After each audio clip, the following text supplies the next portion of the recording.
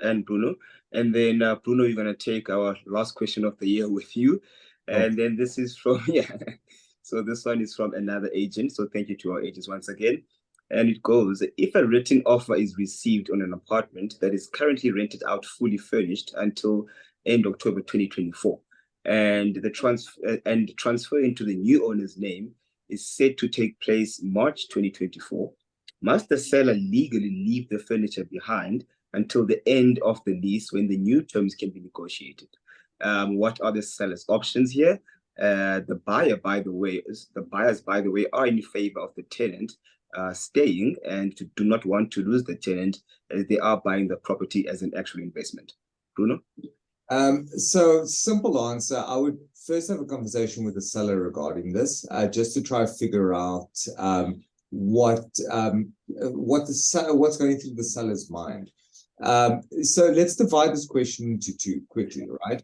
So the first answer is going to be based on the terms of the lease agreement.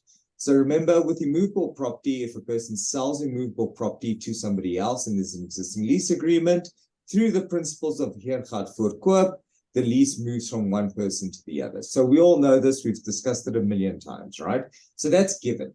So now we start speaking about what about the movables? So, and this was actually an interesting conversation that Nick and I were having. The reality is the movables, or rather the flat with movables, form part and parcel of the lease agreement. It's highly doubtful that the lease agreement in any way severed one from the other, meaning that if the lease obligates the landlord to provide certain furnishings, then it is part of the lease and the tenant will be entitled to demand those furnishings from the landlord. So that's one component. So will the tenant be entitled to furnishings? Yes. Will the tenant be entitled to those specific furnishings? Now, that would depend on the lease. It's unlikely because in practice, a person does not specify a very specific bed. Maybe they'll specify it's a king-size bed, but they won't specify that it's that king-size bed bought at that store with that serial number under that warranty, right? Unless this is a very luxurious apartment where things like that actually matter to the tenants.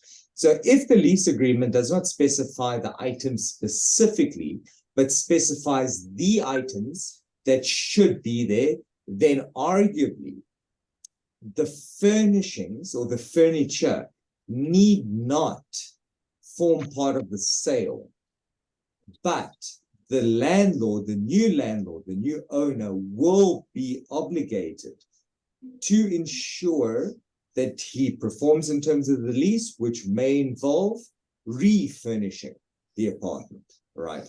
So that's something now to bear in mind. Now, there's probably going to be a little gap now where furniture is removed and new furniture is placed in, and that's obviously going to cause a problem. And depending on the terms of the lease agreement, you may actually find that the tenant won't pay rent for that day or whatever the case is, right? I don't think that the seller is obliged to keep or to give the furniture to the new owner.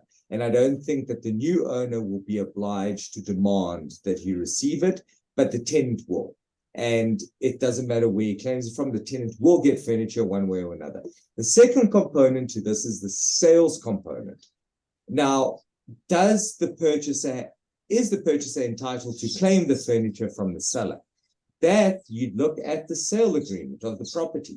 The reality behind it is certain things that you buy when buying immovable property can be considered to be part of that immovable property. Now, typically furniture isn't, right? That's the reality, because furniture belongs to the landlord and he gets to keep his bed and whatever the case is. But depending on how this property was marketed, depending on how this specific unit was represented, it's a business. It's almost a going concern that you're selling as part of this property. So could it be argued that the intention of the parties was to include furniture in the sale? Absolutely. Because it's not normal furniture, it's part of the business. And as an investment property that was marketed as an investment property, that was marketed as having a tenant, the tenant is being retained and.